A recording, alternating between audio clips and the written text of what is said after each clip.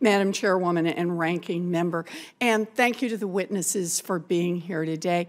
I want to talk about legal guardians for just a minute. A legal guardian is supposed to look out for the best interests of the person they assist, and I'm sure the vast majority of guardians do exactly that.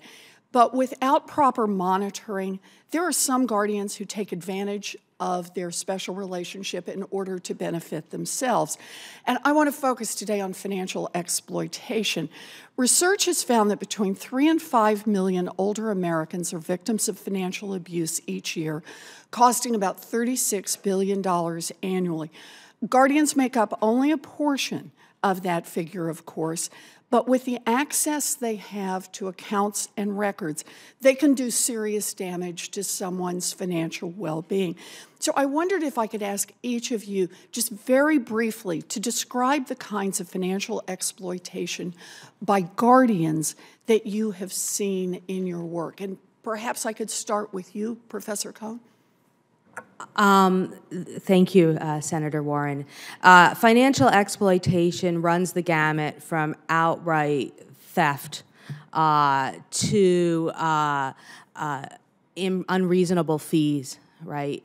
So I would consider it financial exploitation when an attorney who is serving as guardian charges their hourly rate for non-legal services. As a general matter, you shouldn't be getting your hourly rate to go grocery shopping. And so there's a lot of exploitation out there that may not look like what we think of when we think of theft, but is just as bad when it comes to draining the estate and leaving the person penniless. That's a very important point. Thank you. Dr. Tester? Thank you for your good question. I have actually interviewed family members who've been exploited by, who's had their loved ones exploited by guardians, and sometimes individuals who feel like they have been exploited as well. A hallmark is the isolation of them, and the way that they get exploited in some ways is by driving the fees up in bizarre ways. For example, should anybody call to complain, they drive the fees and the meter starts running. Whoa. And they also start charging very, very high rates. I don't know what everybody's hourly rate would be here, but it'll be exorbitant. That's one way they do it. And then they are able to, because they own the estate, they have the estate, they simply can make charges against it because they have the ability to go into it. So those are some of the ways they do. They falsify records too. Yeah, thank you. Thank you. Mr. Slayton? Senator Warren, in my written testimony, I included an appendices that have some specific examples, but let me just give you a few. Having reviewed about 27,000 guardianship cases in Texas, you can imagine that on an almost weekly basis, we find what would be considered exploitation. And just as the previous witnesses have testified, it's not always outright theft. Sometimes it's things where maybe the family members or friends don't understand that this is not their inheritance. This is money that they are supposed to be using to take care of the individual who is under guardianship. But let me give you a couple examples. We've seen gifts that were given to family members and friends of between $5,000 and $10,000. Not generally a typical amount of a gift, probably for an individual. We've seen unauthorized purchases of pickup trucks when an individual who's in a nursing home who can't drive any longer. Obviously, that's not for their benefit. We actually have a missing airplane in Texas from an estate.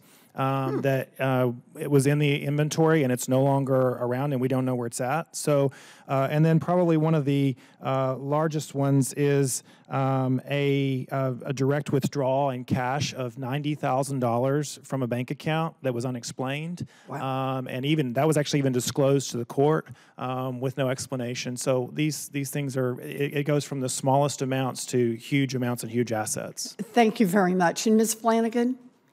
And I would have to agree, we've seen some of the same issues.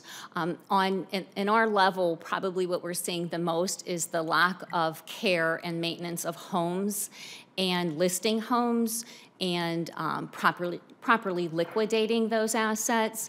I think a lot of times we've certainly heard from different individuals under guardianship that there are just missing items. And sometimes these are family heirlooms. These are engagement rings.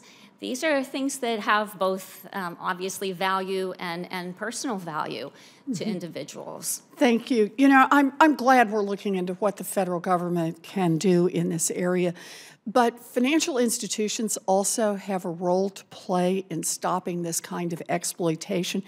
It's why I am very proud of the credit unions in Massachusetts for taking it on themselves to try to address this problem. In March, they launched a program called the Credit Union Senior Safeguard, and the program does two things.